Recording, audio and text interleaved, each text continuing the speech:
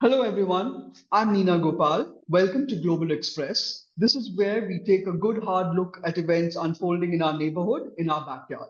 Today, while everyone's riveted by the Momala versus Donald presidential race and the bracing for the fallout of the assassination of a string of Hamas leaders, Delhi's eyes are riveted on Sri Lanka, where there's a presidential election on the cards this coming September.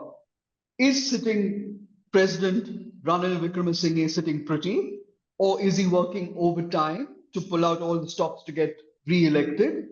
There are two clear contenders besides President Ranil Wickremesinghe. There's Sajith Premadasa and there's Anura Kumara Dissanayaka, also known as AKD of the JVP. So the key questions we're asking today are these. Will this be Ranil's last hurrah, or is it going to be his resurrection? Does he have the numbers to pull this off, despite losing the backing of the powerful Rajapaksa clan? Is Sri Lanka tiring of the old names? Will it give someone like AKD of the NPP a chance? Will it give Sajith Premadasa, son of the assassinated President Ranasinghe Premadasa, and the man who heads the Samaji Jana Balawegaya, I'm sure I'm mispronouncing it, SJB, a shot at the presidency? Or will it be former General Sarath Fonseca, who's just maybe disqualified, people are saying, before the polls?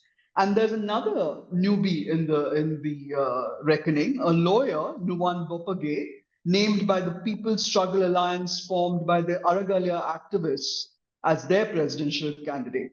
Most importantly, where does all this leave India? Talking to us today is Professor Rohan Gunaratna, Professor of Security Studies at S. Rajaratnam School of International Studies, Nanyang University in Singapore, the author of 16 books, including Inside Al-Qaeda, Global Network of Terror. Professor Gunaratna has over 30 years of academic policy and operational experience in national and international security. Welcome, Professor Gunaratna. Thank you. Question one. What is at the heart of this rift between the president and the Rajapaksas? I mean, at a recent event, Basil Rajapaksa took a not so veiled dig at the president. He said, please correct me if I'm mispronouncing this, Nayat ne bayat ne, which is, we're not in debt to you and neither do we fear you. Although in a sense, it was Ranil Wickremesinghe who came to their rescue when it looked as if, the former president Gotabaya Rajapaksa was fleeing the country after the Araglia protests, street protests, and Ranil's home and office were also attacked by angry mobs. So the Rajapaksas are back, but they have not been called to account. And now Ranil is reaching out to the Rajapaksas and asking for support. Was it given, Professor Gunaratne? And do you think it will move to some kind of an agreement between the two parties? Ranil Wickremesinghe appeared as a savior when the Rajapaksas were challenged by the protest movement called the Aragalaya. And he did a remarkable job because he turned the economy around. Sri Lanka has today recovered from that huge economic crisis and catastrophe, largely because of the skills that he had of dealing with the international community and his experience as a political leader. But certainly, Ranil Wickremesinghe and the Rajapaksas had many differences and difficulties because ideologically they are apart. And today they have drifted. And today for Ranil to come to power, he has to have the support of the Rajapaksas. Without the Rajapaksas, he cannot win this election. It is because the Rajapaksas still command a significant percentage of the voter base. So it is so important for Ranil Wickremesinghe today, if he is to win, he has to work with the Rajapaksas, whether he likes them or not, or whether they like him or not. But at the current juncture, Professor, there are 11 from the Sri Lanka Podujana Perumana, which is the Rajapaksa's party, Some 11 of them have already crossed over. And from what I understand, a total of 75 could cross over and support Ranil Wickremesinghe and leave the Rajapaksas in the lurch. So that is a very strong possibility also that that party, the SLPP, is itself is in disarray. The SLPP is fragmented, and there is a significant percentage of members of parliament and others from SLPP supporting Ranil Wickremesinghe. But certainly he will need much more support to become the next president of Sri Lanka. He will also have to approach other parties. He will have to build alliances with other political parties to do so. Because Sajith Premadasa and Anura Kumara Dissanayaka, they are currently doing exceptionally well, and they are In the likely to win. sense, in the popularity states, their percentages are very high.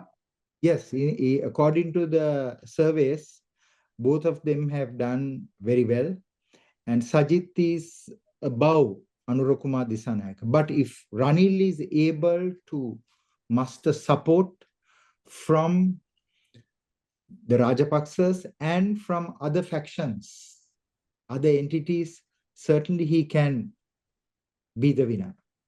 Well, I've heard that the President Ranil Wickremesinghe has sent out emissaries to Basil Rajapaksa and Mahinda Rajapaksa, but he has not been given support. From what I understand, the Rajapaksas are not willing to support him. What do you have to say about that? And secondly, Sajid, is also broken with Wickremesinghe. He's not on the same side. So, I mean, could this be Ranil's last hurrah? Or, could there be a resurrection? We still have time. So I think during this period, there can be new alliances, new political developments. But one must understand that ideally for Sri Lanka, recovering from an economic catastrophe, there must be a national government. At least parties should work together.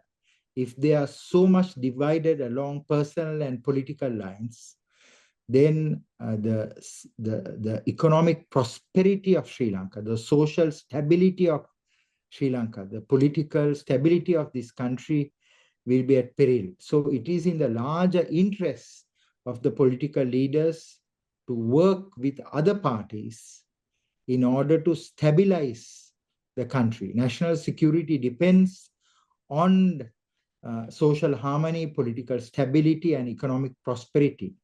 And for this, many hands will have to join together. So, Professor, the question basically is that, Ranil is a six-time former prime minister, and he only became president because of the street protests forcing the Rajapaksas out of office. So it was a convenient arrangement, but since his track record in governance as president has been so good, would he even consider taking a back seat and allowing someone like Sajid, a position of leadership while he takes the lesser role? Because he has a good team in place, frankly, with the finance minister, Ali Sabri. I mean, they've turned the economy around, as you rightly said. They've got the $3 billion loan from the IMF, and and you know him pretty well. You've known him since the days that he worked with President Jayawardena as a young man, correct? I mean, am I right in saying that? You've known him a long time. So what kind of man is he? Will he be willing to play second fiddle at all? Ranil Wickremesinghe is the last of the Mohicans.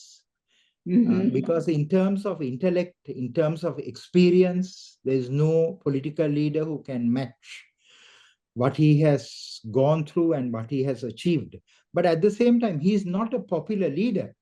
He will not do things to win elections. He will do things to govern a country. So even during a very difficult period, he managed to turn Sri Lanka around.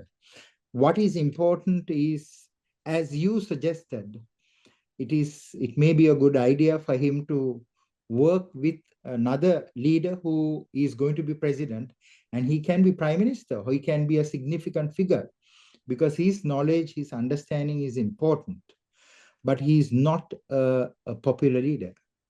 That's right. What about the Rajapaksas? They were hugely popular. Mahinda Rajapaksa was a colossus, really, when he ruled, until they blundered and fell into the China debt trap, which at that time nobody knew would be so damaging to all these, smaller economies. I mean, Sri Lanka was a case of so of a tourism hotspot, and it was hugely beneficial to all the people through the various governments. They haven't faced anything till COVID hit them, and that of course affected the tourism industry. So do you think the Rajapaksas themselves, I mean, you've worked with them as well.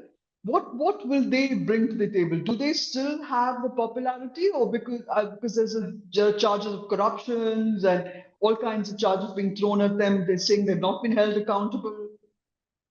Do you think Rajapaks they have a following still? Rajapaksas have a very significant following, but not a following significant enough for any of the Rajapaksas to be president today. But I believe at a future date, especially Namal Rajapaksa has a very good chance. So, but not at this moment. At this moment, the most likely winners will be either Sajith or it will be Ranil Wickremesinghe, if he is able to build an alliance with other parties. So tell us about Sajith Premadasa, if you could. What kind of man is he? He's untested as a leader, really, and and what we have seen is a man who didn't really play along with Ranil Wickremesinghe and support the government when support was needed. Sajith Premadasa is a well-educated man. He went to the London School of Economics and he graduated. And after that, he went to the University of Maryland at College Park in the United States. He is a leader with significant experience because his father was a very capable political leader in Sri Lanka who was assassinated by the Yes. LTTE. And he has served both in government as a minister, and also he has been in the political opposition for a considerable period of time. So to say that he has no experience is not so correct. He has experience, but certainly as president, he will be tested, because to be a minister and even to be a prime minister and to be a president, they're all different portfolios.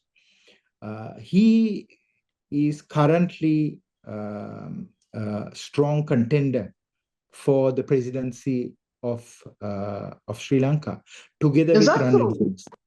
Wickremesinghe. What makes him a strong contender? Does he have the numbers? He has the numbers. In fact, his numbers have today surpassed the numbers of the JVP, NPP, led by Anura Kumara Dissanayaka. And in fact, he is actually quite interesting as well. The JVP is an emerging force in Sri Lanka all over again. I mean, like they were when the Tigers were, were the major the enemy. And Anura Kumara Dissanayaka himself, I mean, he visited Delhi on Delhi's invitation in February this year. That raised a lot of eyebrows because it came as it did ahead of these elections in Sri Lanka. I mean, he had a series of meetings with the top Indian officials when he was there, and his party, the NPP, on its website has been promoting that visit. Although, and they've also, praising him, saying he's got no dynastic baggage, unlike the others, that he's a man of the people. But is he a friend of India? Is the question. I mean, is India reaching out because they are wooing all elements of the Sri Lankan polity now? Because it's traditionally the JVP has been anti-India and anti-Tamil. Although I was also told by somebody that the JVP's former leader, before the party split, was in constant conversation with Indian officials, even at the height of the LTTE crisis. So AKD seems to have the next best following after Sajith Premadasa. And obviously, because he's not in government, right, Professor, and he doesn't have to bear the baggage of any of that ill will that came towards the government because of the economic collapse. How do you think he will, play if he comes to power? And is there a chance that the JVP could actually come to power? Yes, there is a chance because JVP right now holds the second highest ratings. Now, if you look at the JVP, it has evolved very significantly from the 71 insurrection to the 88, 89, 90 insurrection. And today it has embraced peace. It has moved away from violence, although there are some elements in the JVP that have been engaged in the past in violence. But Anura Kumara Dissanayaka himself, he is for democracy. And after his visit to India, he has received so many invitations from Europe, from Canada, and from other parts of the world to go and address the Sri Lankan migrant and the diaspora communities, and it's become an immensely popular leader. It was a very marginal party that came to power because the two mainstream political parties didn't do a good job. They failed. So as a result, because of the difficulties of the UNP and of the Rajapaksas, we saw that the JVP emerged as a strong force. It was a force that didn't enjoy this kind of mass support. So today, many people who are opposed to the JVP have started to support the JVP. Oh So my gosh. even if Anura Kumara Dissanayaka is not going to win this time, it is very likely he will win at a future date because he has transformed the JVP into a popular political movement that Rohana Vijayveera or Somavan Samarasinghe, the leader who had good relations with India, could not have done. Because this man is not tainted. Anura Kumara Dissanayaka is not tainted with violence. And because of that, he was able to make the new JVP called the NPP popular by enlisting intellectuals and those with stature and reputation. Has India done the right thing, you think, in reaching out to AKD? Because I mean, they made a big blunder in the Maldives when they alienated Muizu to begin with. But this time while they've always had a very strong relationship with Ranil Wickremesinghe, and to begin with Mahinda Rajapaksa, I'm quite intrigued by the reach out, Professor, to AKD. Aren't you? Madam, it is like this. India has to always look after its foreign policy interests. Correct. So India at that time believed that Anura Kumara Dissanayaka is going to be the next president because he was doing exceptionally well in the surveys. That is why India reached out to him. But of course, his Indian visit was an eye-opener. He learned a lot by visiting India. And I personally believe that it is important for governments to engage not only leaders who are in power, but leaders who are in the opposition. When an Indian leader visits Sri Lanka, he would call on not only the ruling party leaders, the president and the prime minister and the speaker, but he will also meet with the opposition leaders. I think that should be the way forward. Yeah, absolutely. So on this tricky Tamil question, we also had a visit to Delhi by the former, head of the Jaffna Council, Professor Vigneshwaran, and so we've had provincial leaders from the Tamil heartland also coming to visit Delhi. So in the years since the LTT was crushed, however, there's been no Tamil leader who's actually emerged, head and shoulders above the rest to speak for the Tamils. Do you think that's something that India is looking for? I mean, to project a leader that they would like to see, who speaks their language and who's on the same page as them? And what has happened to this push for the 13th Amendment? There was such a big noise made about, the provincial council elections in the north and the east, so that the aspirations of the Tamils could be, realized post the LTT. None of that has happened, and there is also a feeling that that the Tamils are not being given the freedom that they should be, given the fact that that that peace has returned to the north and the east.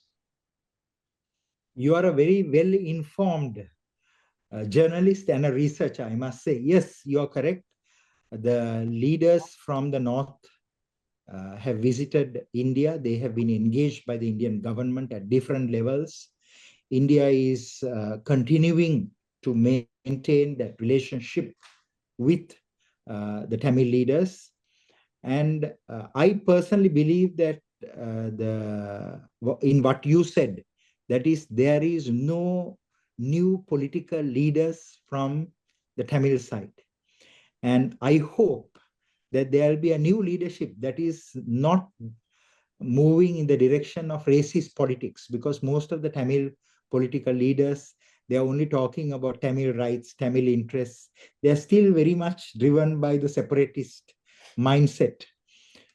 So they are currently aspiring for provincial councils, for federalism, because this dream of separatism has not left them. And I think that it is so important for us to work together, India and Sri Lanka to work together, India and the Tamil leaders to work together, and for Colombo and the Tamil leaders to work together to incubate a new generation of Tamil leaders who will not only talk of Tamil interests, but we talk of the interests of Sri Lanka. I don't think we should be tribals or advocate tribalism, where Muslims speak only of Muslim interests, Sinhalese only of Sinhal interests, or Tamils only of Tamil interests. We should talk of Sri Lankan Sri interests, Lanka.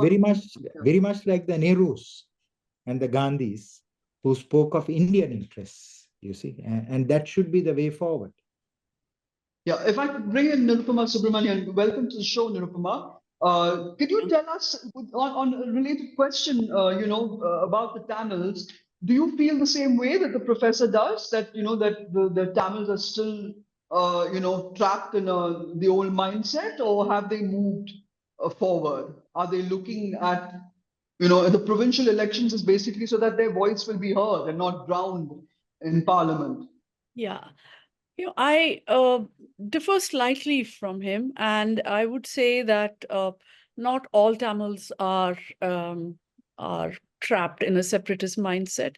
There are some elements in the diaspora which are still living in the past. But I think if their questions of political if their political questions are addressed in to some extent, and in fact now What do you mean by political questions? the political question is this demand for devolution in the Tamil areas, in the Tamil political unit as such, which is now the north. It used to be the east, but the demography of the east has changed so much now that it is it doesn't really qualify as a Tamil area right now. But in the north, there has been this demand for devolution. It exists in the constitution. But now, because there has been a reluctance to implement that it in full measure, which includes, by full measure, what it means is powers over the land resources and police powers. So there has been a reluctance to implement this, and because they can't give it to, they don't want to give it to the north, they can't implement it in the rest of the island either.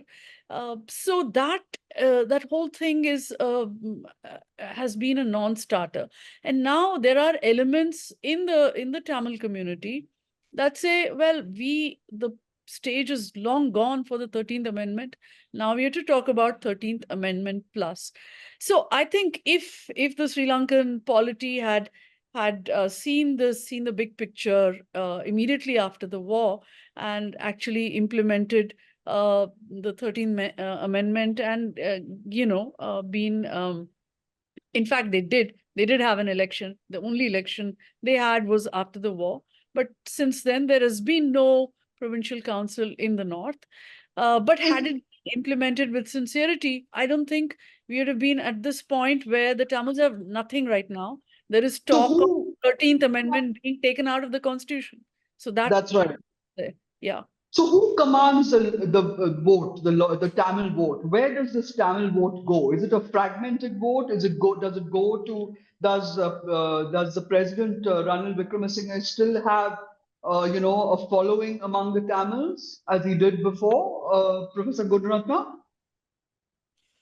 Certainly, it is fragmented, but as Madam Nirupama said very accurately, there is disaffection, there is unhappiness among the Tamil community. And I think that there should be greater political discussion, political negotiation, so that the Tamils will be very much a part of the Sri Lankan polity.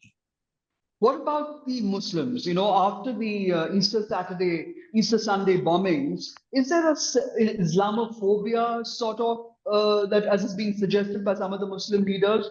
I mean, it definitely played a major role in destroying Sri Lanka's reputation as a tourist hub. The money spinner that kept the economy going. So where do people like Rauf Hakim and the Muslim leaders of the East stand? Nirupama, have you tracked that? So I think the Muslim leaders have always sided with power, in a sense, in Sri Lanka, and they have aligned themselves with the party in power or with the leader in power. So in that sense, they are. I think they are with Ranil at the moment, and they have been with the Rajapaksas previously. They have been with Chandrika previously. So it is something that will become clearer only as it becomes clear as to who is going to become the president and who's going to come back to parliament with a majority. I think those will be factors in their judgment call. But at this moment, I think a lot of the minority parties do think that Ranil is a known devil, rather than say the JVP or anybody else in the fray. So there is some reluctance, I think, because the experience of minorities with the JVP has been one of not so much their leftist side as their nationalist side. So as a Sinhalese nationalist side.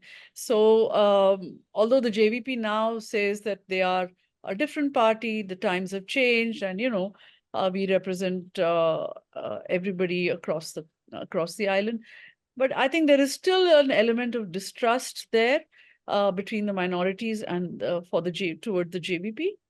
And there was some thought that the minority parties might not the Muslim party, not the Sri Lanka Muslim Congress, not them, but there was a thinking among the Malaya Tamil, that is the Indian origin Tamils in the hill country, and the northern Tamils, that they will put up an independent candidate. They will back another candidate, not Ranil, not anybody else, but somebody else. But this, I think, has not come to fruition. They were probably looking for India to support this move. but I believe I was reading something in the Sri Lankan papers in which they met with Jaishankar and they made a proposal like this, saying, "Should we do this?" And the Indian So the minister. proposal would have meant what? Would have been. Uh, no, it's hard to say what it would have meant and where it would have led. But as somebody who represents their positions, perhaps it would have been a Sinhalese candidate. I don't think a Tamil candidate can win a presidential election in Sri Lanka. But Oh, somebody yeah. who represents their point of view and a common, I think either they were talking about a common, the word used was common candidate, I think, for all that all of them can support together. And I think Jaishankar said, "Well, I leave it to you. I mean, you're the people who have to decide." And it was so I read this. There's a bit of gossip in one of the Sri Lankan papers that I read, but It's a this is very interesting piece of gossip. where it stands. But I just wanted to make a point with regard to Professor Gunaratna's view that somehow all of us should India, Sri Lanka, Tamil, Sinhalese, everybody should sit together and incubate a new leadership. I think India should definitely not get into incubating any leadership in Sri Lanka, especially on the Tamil side, because that opens, in these days of foreign interference, that really opens India out to charges of foreign interference. I would I would be very hesitant to back India on any such project. I think whatever leadership has to come out from organically from the Tamil community itself, as it did in the past, and that's how it will be taken forward. And as I, we, I, yeah. I agree. Would you agree with that, Professor Gunaratna? Do you think that it should be somebody who comes up from the ground because of his own what he stands for and what he believes in and what he represents for the Sri Lankans? In the past, from 83 to 87, India played a very interventionist role where it armed, trained, financed, directed a very large 5 terrorist movements. As So, you say in your book. but after Indian intervention, after Rajiv Gandhi's murder, they didn't go in that direction. They realized that they have made a terrible mistake that basically destroyed Sri Lanka for many years. Now, what is important is this: India continues to invite leaders, Tamil leaders, and Tamil leaders want to visit India. So if India is of the view that they must continue to engage these Tamil leaders, I would suggest that they create the environment, because the Indian presence in Sri Lanka is very significant. A new generation of leaders who the other communities in Sri Lanka are comfortable of dealing with. So I think that I agree with what Madam Nirupama said, that India should not engage in foreign interference. But at this point, there is significant foreign interference by India in all the countries around India. I think she knows this better than both of us. Barring So Pakistan, where Nirupama we can't interfere with Pakistan. No, but seriously, I mean, that is a charge that is made against India time and time again, that it interferes in the politics of its neighborhood. But we also have issues with Sri Lanka. For example, issues of Tamil fishermen being caught and being held. I mean, these are things which are up. And plus, despite the helping hand that India has held out to Sri Lanka, both during the tsunami and then during COVID, and this huge and the help that it gave out prior to the Sri Lanka acquiring the IMF loan. Why is it that India is seen, not in a great light? Or am I misreading it? you are reading it accurately and also misreading it, meaning that Sri Lankans are very grateful that India came to Sri Lanka's assistance at that crucial moment.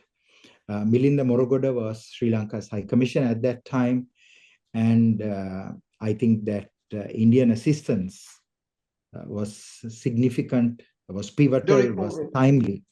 But I want to share with you that there are many Sri Lankans who are very grateful to India for this. But there are still some people who still harbor some anger and disappointment at India for its past role of supporting terrorism in our country. But I want to tell you that India made up for it in many ways. It provided very significant intelligence of the Easter Sunday terrorist attack, which the Sri Lankan authorities did not act. So I think it is high time for Sri Lankans to realize that India is sincere and genuine in its cooperation with Sri Lanka. And it is so important for Sri Lanka not to jeopardize Indian security interests. And I think that it is so important that we don't do anything to harm Indian interests at this point. So, Nirupama, if I can come to you on the issue that Professor Gunaratna has raised about harming India's security interests, that basically is a unspoken comment about China and the number of vessels that dock regularly in Colombo and in other ports, claiming to be research vehicle, vessels. Do you think that in the forthcoming, when the leader comes up, will they actually be able to balance, India and China? Because right now Sri Lanka is walking a fine line, but it drops the ball quite frequently on India China. Yeah, I think that is something that both Sri Lanka and India have to somehow find a modus vivendi, because India has a live military issue with China in Ladakh and in many parts of its line of actual control. And this is something that Indians don't take lightly. I mean, we have a memory of the war with China in 1962, which is not a good memory. And and I And think, Depsang Doklam. yeah, and I mean, those are later events that have taken place. But we do hope and we do want our neighbors to recognize this security concern Concern. that we have of being encircled by China in a sense, whether it is in Sri Lanka or the Maldives or Bangladesh or Myanmar. Nepal. Even, I mean, Pakistan, we can't negotiate this, but with the rest, we expect that these are generally friendly countries. I mean, they don't have any big enmity towards India. They have the concerns that every small country has with a big neighbor, with an overbearing economy, the economic size of India. All this spooks out our smaller neighbors. Nepal. Nepal hate, I mean, people hate us. Although, we help Nepal and all that, but there are, I think it is the natural reaction of a smaller country that fears a big country in the middle, and, it fears some kind of, big footing by India. So I think we have to keep that in mind. We should not expect, India should not expect immediately that we give $4 billion. Therefore, Sri Lanka will become our slave forever. No. Yeah, yeah. But I think Sri Lanka must also recognize that our security concerns are real. These are not, we are not talking in the air. There is a military situation. India has spent trillions of rupees to get emergency supplies in 2020. We have, redeployed considerable personnel there at the risk of thinning out from other areas in the country. So all these things have happened. And then when a country like Sri Lanka then seems to be blowing this off as a figment of our imagination, then that really then that really does not go down well, even in the popular mind. Although Indians who go to Sri Lanka love Sri Lanka. They think it's the best place on earth. They love going there for holidays. I've met so many people who keep That's coming true. back and saying, what a lovely country. It's our neighbor, but look how clean they are, how wonderful they are. They don't want to come back. So I think there are these people-to-people opportunities that we can use to allay fears on both sides. But I don't know if you're doing them enough. If you're No, but investing. clearly, I mean, India sees Sri Lanka as a maritime hub. It's invested very heavily in Trincomalee. It's invested in the West Container Terminal at Colombo Port, $700 million. It's Yeah. also invested, the Adani Group has invested $1 billion in renewable energy projects in northern Sri Lanka, in both Yeah. Munnar and Punaran. So I don't think, and the Tatas and Ashok Leyland and the Indian Oil Corporation have been there for the last more than 30 years. So, so there is a synergy between both countries, which has existed for some time. Professor Gunaratna, do you see this continuing, or do you see it being, also the other issue is that India wants to, is talking very seriously to on sort of adopting America's command structure, army command structure, northern command, a southern command. That southern command is going to be at the tip of India's peninsula and will have a major impact on Sri Lanka. Do you see us all being sucked into this, this sort of security structure, which includes Sri Lanka, India, America, and then further on, Malaysia and so on, and the Philippines, Sri Lanka's foreign as a policy has counter to China? shifted. Sri Lanka's foreign policy has shifted from being non-aligned foreign policy to a policy of neutrality. And now the foreign policy is a multi-directional foreign policy, where it will work with a range of actors, with China, with India, with the US, with the Russians, with the Europeans, and even with Iran, to build itself. So as the world fragments, as we move to a multipolar world, Sri Lanka will work with India. But I think that it is so important for Sri Lanka not to compromise Indian security. I myself have engaged Sri Lankan leaders on this matter, because it is in the long-term stability and security of Sri Lanka that we are sensitive to India's considerations. And I want to share a small story with you. That is, when I served as a research assistant to President Jayawardena, he asked me to go and meet the founder head of RAW, R.N. Kao. I went to his house in Vasant Vihar, and R.N. Kao told me why India armed, trained, financed, and directed the Tamil Tigers. He said that India was within the Soviet sphere of influence at that time, and Sri Lanka has drifted away and become very close to the United States. And they were planning to give the Trincomalee to the Americans. They had the Voice of America station. Sri Lanka was close to the Chinese, to the Pakistanis, and all that. He says it doesn't work. I communicated this to President Jayawardena. So I think that belatedly, President Jayawardena understood that it is so important that we don't harm Indian interests, because we are so close. So are you saying you were behind the Jayawardena Rajiv Accord? No, I spoke to him very clearly of my meeting with R.N. Kao, and I published it later in my book, Indian Intervention in Sri Lanka. I also interviewed Prabhakaran, and I published that in my book, War and Peace in Sri Lanka. So I think that as we move forward, it is so important for Sri Lanka to maintain a cordial relationship with India, because the only country that can harm and hurt Sri Lanka is India. And also help. And India helped Sri Lanka at this moment of deep crisis.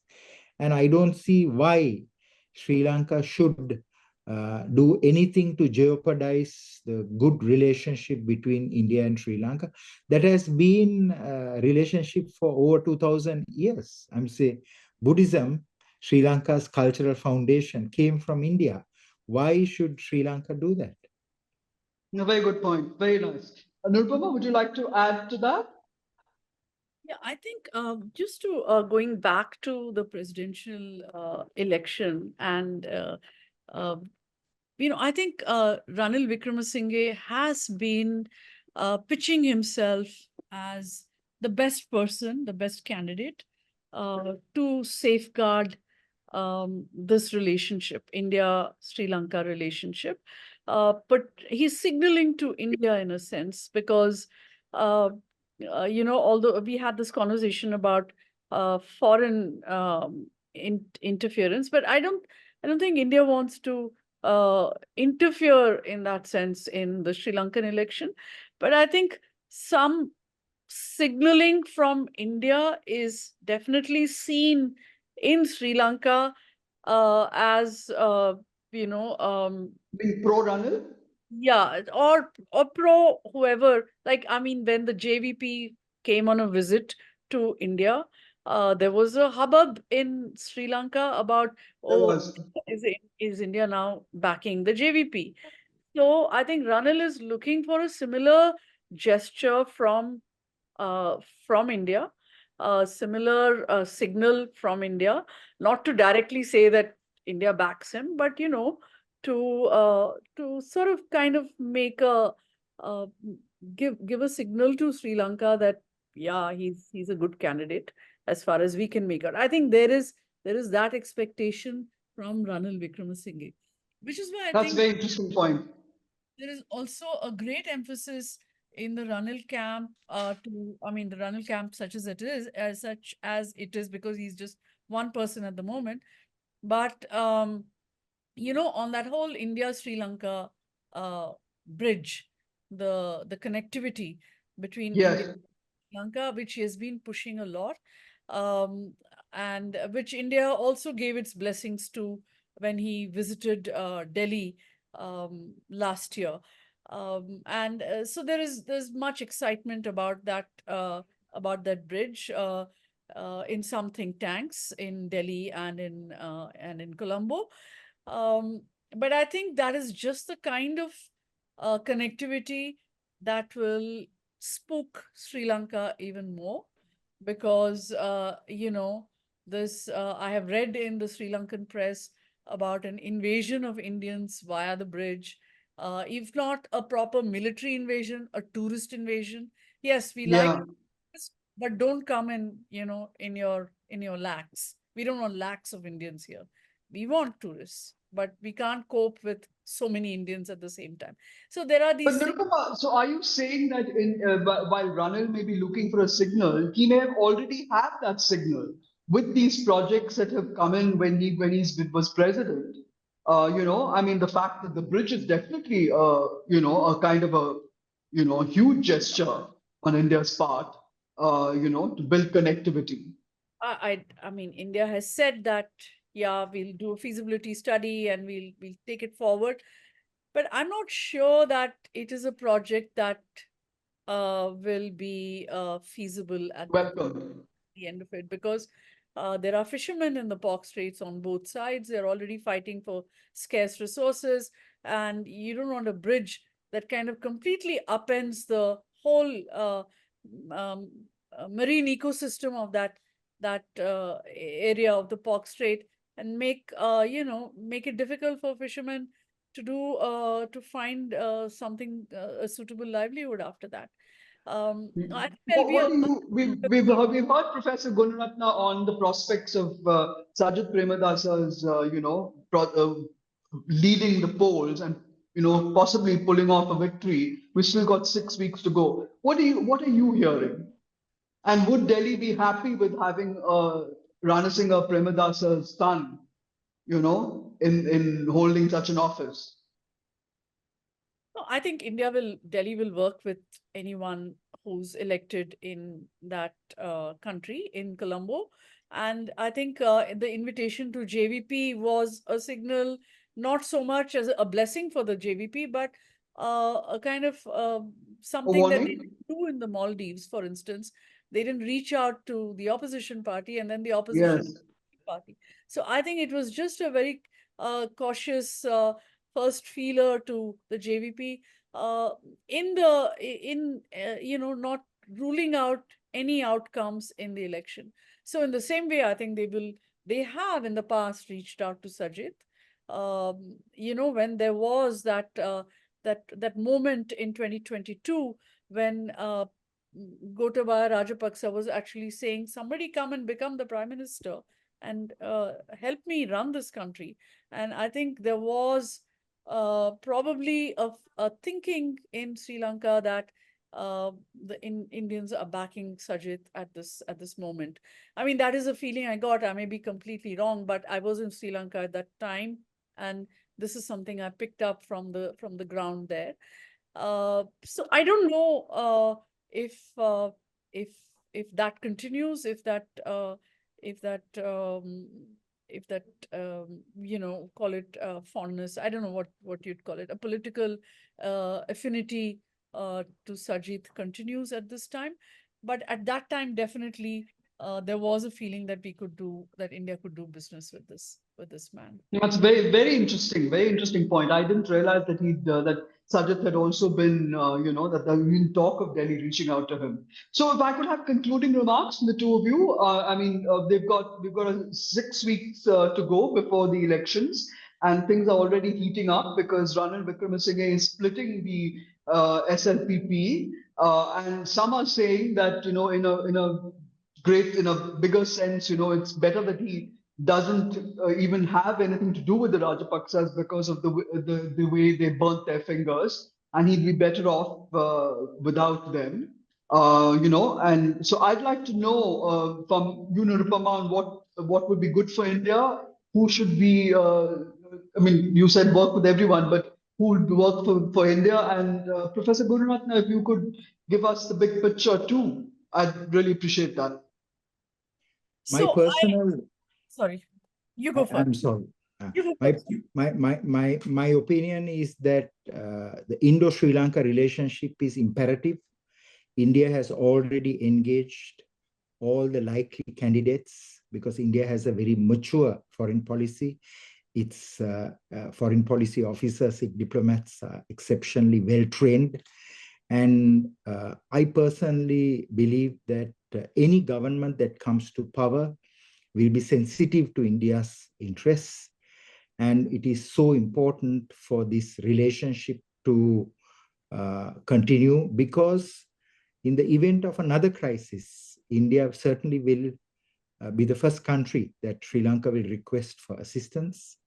And I think the past is past. It is so important for us to look towards the future and maintain a good relationship. I also ask India to consider that Sri Lanka should work with the Chinese, should work with the Russians, should work with the Iranians, should work with the Arab countries, should work with the US, with the Europeans, because the world is becoming a multipolar world. And the Indian foreign policy, national security leaders should understand the pressures that Sri Lanka is also facing and the need for Sri Lanka to work with those countries. But I think Madam Nirupama has very correctly, I think she understands Sri Lanka very well. And I think she has alluded not only to Indian interests, but also to the interests of Sri Lanka in her comments, for which I'm personally grateful to her, as well as to you, Madam Gopal. Thank you. Thank you very much, Professor. Nirupama, concluding statements? Yeah, I would say that, let us not look at this thing through Indian interests. Yes, that's part of it. But in our eagerness to find the best person for India, I don't think we should lose the people of Sri Lanka. In a sense, this is what has happened in Bangladesh. We have backed Sheikh Hasina in an unstinted way. She has all our support. She has all backing that we can give her. And we have ended up making her popularity and her popularity goes down because of her association with India. and Indians are disliked because, or Delhi comes in for a lot of suspicion and mistrust because of its association with Sheikh Hasina. So I think we have to move, in a sense, with the people and what their aspirations are, what their political demands are, and we have to keep that in mind. And if we lose track of that, we get into this position where we are seen as interfering in their politics, choosing their leaders for them, and not doing the right thing by democracy or by fair choice or by any of the aspirations that those people have. Thank you very much, Professor Gunaratna. Thank you, Nirupama Subramanian, for taking part in the show. We'll have to wait and see how this pans out in the coming weeks as Sri Lanka heads for a very crucial presidential elections. Viewers, please click on the new Indian Express website and on the Global Express icon to watch and share.